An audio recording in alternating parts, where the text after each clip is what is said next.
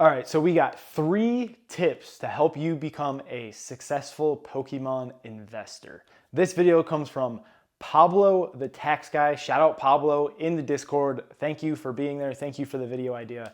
And we'll probably give more than 3 because I suck at counting and I'm just gonna kind of ramble on. So bear with me. First thing, in a normal market, it is a lot easier to do this, and that's just simply pick the best sets. When I first started off, it was clear cut and obvious that Evolving Skies was better than all of the other Sword and Shield sets. Why, you may ask? Well, Evolving Skies was $400 a box. The other sets around it were definitely not. And everybody in the community knew that the evolutions were the place to be. Everything else was under MSRP. Very easy to pick the best set, right? Now, if you told me that Fusion Strike was going to be the number 2 set, probably would have laughed at you because everybody else was saying it was either Lost Origin or Brilliant Stars. A lot of other people were saying Astral Radiance was a massive sleeper. And Astral Radiance shit the bed, Chilling Reign shit the bed, and now you got Fusion Strike as number 2. Lost Origin is fighting for its life to keep number 3 behind Brilliant Stars. So it's definitely a lot harder to do now than it was then, simply because everything comes out at an inflated price and everything's over MSRP. And so because of that inflated price, I think it's just harder to tell which sets the community absolutely loves. Maybe, printing has something to do with it, etc. Things definitely get pumped a lot harder now than they did back then. Very close to release. I'm really looking at Destined Rivals when I say that, and probably Phantasmal Flames, not even a year old, and it was $600 a box. And I think Phantasmal hit close to 500, it was like $450 a box. Yeah, I'm looking at those 2 sets exponentially. And I don't think Phantasmal Flames is that great of a set. Destined Rivals though, Destined Rivals definitely is that great of a set.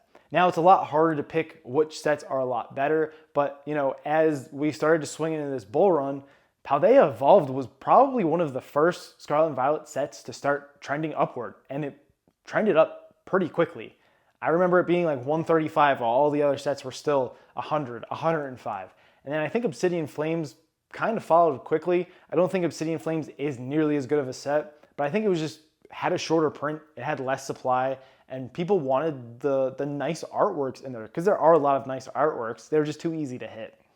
Now, flash forward to today, it's kind of easy to tell which sets are kind of shit. Looking at Stellar Crown, I am the biggest hater of Stellar Crown. I also hate sets like Pokemon Go. I hate sets like Stellar, I already said Stellar Crown.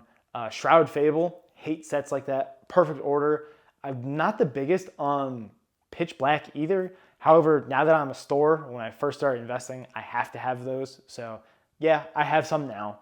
Unfortunate, but I don't really have much of a choice, do I? So anyway, as an investor, sets like those, I probably wouldn't touch. Maybe I would buy a couple boxes of like Pitch Black just to throw in the closet or in the warehouse, whatever you want to call it. But I kind of moved away from the cherry picking sets because look at what's happening to Destined Rivals right now. It is getting a massive reprint and nobody knows how long it's going to take to recover. What if it never recovers from that? I mean, it obviously will, but what if it's like Vivid Voltage, where Vivid Voltage was super hot, super popular when it came out, got smashed with reprints, and it took 5 years to recover. Now, a lot better sets came out after Vivid Voltage, but what if that happened to something like Evolving Skies? Evolving Skies was the favorite set. What if it just got smashed with reprints and then Fusion Strike became number 1? It's possible. So you kind of protect yourself by investing into multiple different sets. Now, that could be buying a box of each. That could be buying a case of each. Right now, I'm usually buying a case of each. Hurts the wallet a lot, but it helps because you never know. Is Perfect Order going to be so short printed? Are we never going to see a reprint of Perfect Order that it just becomes super expensive as soon as it rotates out? Because all the people that are like, oh, it's going to get reprinted and it doesn't, they're afraid of missing out. So it's just going to shoot up real fast. It could happen. Is it Obsidian Flames 2.0? It could happen. Same thing with Stellar Crown. As bad as I hate Stellar Crown, I mean, it's an expensive box. Why is it an expensive box? There's obviously demand for it. You have a Squirtle and a Bulbasaur. Nothing too crazy. And it's that expensive. It is more expensive than Surging Sparks, and Surging Sparks is a better set. So sometimes things just don't make sense in my mind. Next, I would say staying away from the things that are deemed not investable or not your traditional Pokemon investments. Why did I put the air quotes around traditional? Well, normally people go booster box, ETB. In my eyes, there's a new king. That's the Pokemon Center exclusive. You got a stamped promo, make it a banger set with a banger promo that's hard to grade, get that in a PSA 10. Brother, you got the, not the trifecta, the quadfecta, whatever 4 is, of Pokemon investing. Those ETBs do wonders. Make it have good box art too. I don't know if I added that in there already. I already forget. Yeah, you're cooking. You're perfectly fine. You're golden. That is the best thing you can possibly do. So I rank it PC ETB, booster box, normal ETB, and then your booster bundle. Booster bundles are nice. They're small. They're easy to store. They're just 6 packs, but you don't have the added benefit of potential scarcity or promos or anything like that. Whereas the ETB has a promo. The booster box has the scarcity. You usually see people when they first start off collecting or investing, they'll just go to Target and buy the Mega Zygarde EX Premium box. And that usually isn't a good thing to buy. Why, you may ask? It's big. It takes a lot of space. Shit sets, shit promos, and all that's going to hurt you in the long run. If you're going to buy something like a collection box, you better make sure it has good sets in the packs, good promos. I mean, sometimes you can't deal anything with the size, but that's the 2 big ones. Big sets, or good sets, and good promos. What's an example of that? Well, those Shrouded Fable boxes that we got with the Greninja promo, that's a good promo. Shit set, the promo held the box. Let's be real here. The box is worth what it is simply because that promo popped off. And you see that all the time. You can look at the tag teams. Those promos popped off, and they have good sets. Look how expensive they are. The Victini box from Black Bolt White Flare. Look at how that is popping off. Good sets, great promo. Promo grades a 10, and it's worth good money. Those are the only type of collection boxes I would touch. Now, the next thing I also kind of fell into, and that's buying sleeves, 3-pack blisters. I would just buy stuff just because it's like, oh, it'll do well. It's a pack. Oh, this. They tend to not really do that well. They're hard to offload. I mean, they do go up, obviously, but the 3-pack blister, you're really looking for a good promo or something like an illustration rare promo, similar to what Black Bolt and White Flare actually do have in those. And I think long-term, those may be a play, even though those promos aren't, anything spectacular.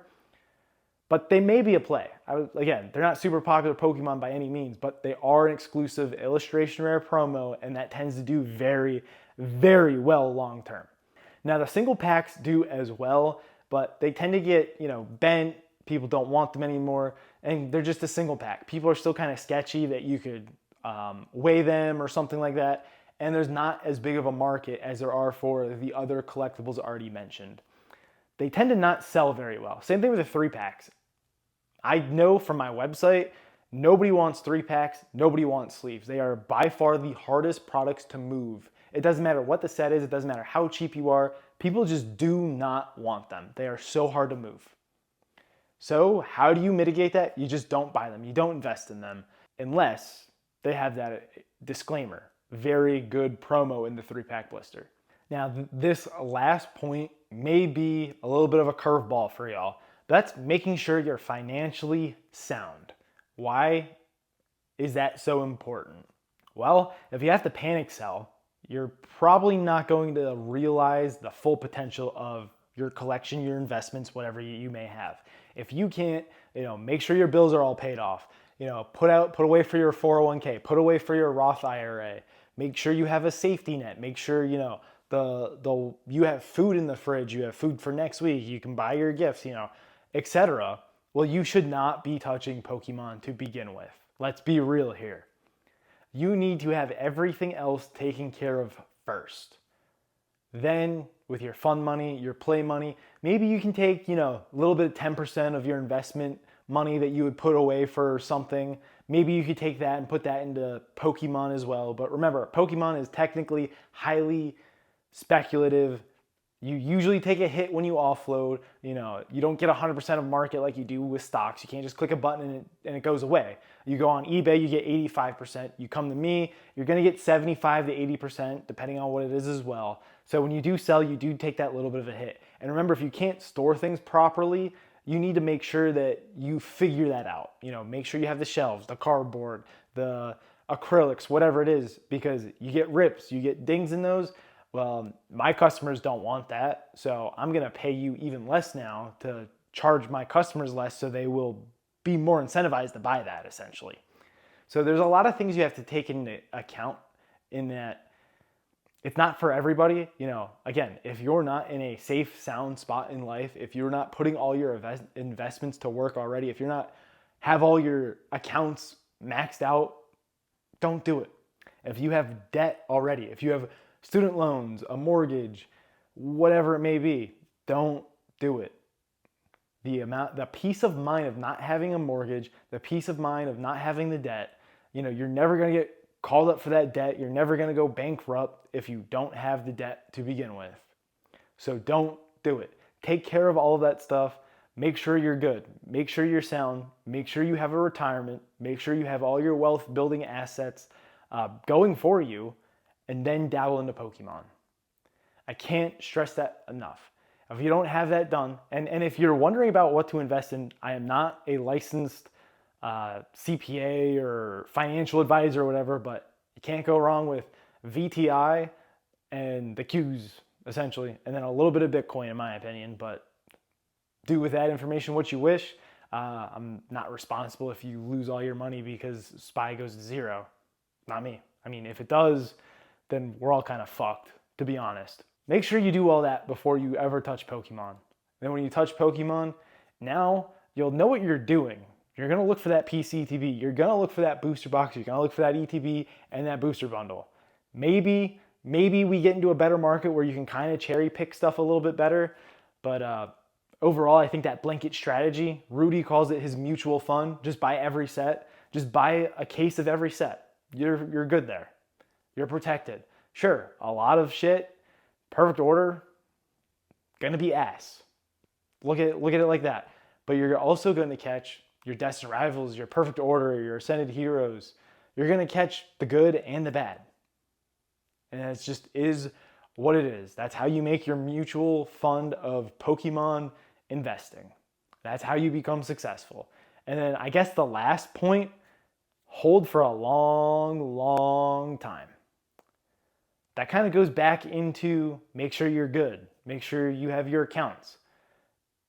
Because if you're good, you can hold for 5 years. You can hold in a bear market. Say we're going into our bear market right now in the Pokemon market. This is August of 2026.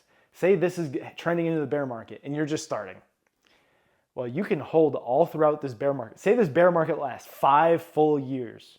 At the end of those 5 full years, how many people do you think are going to have Ascended Heroes ETBs? Or how many people do you think are going to have the 30th anniversary or Delta Rain ETBs or booster boxes? Tell me, how many people do you think are going to have those? And how many people are going to have them in good condition? How many people are going to have a lot of them? I don't think it's going to be that many, because in the bear market, a lot of people rip stuff because it's a lot cheaper. A lot of people don't hold on to stuff. A lot of people just don't care. So you can ride that bear market. You can accumulate. I love that. I love calling this the accumulation phase. You just accumulate. I'm doing that right now with Destined Rivals ETBs and Prismatic SBCs. I already did it with Prismatic ETBs earlier this year. The accumulation phase is the best phase.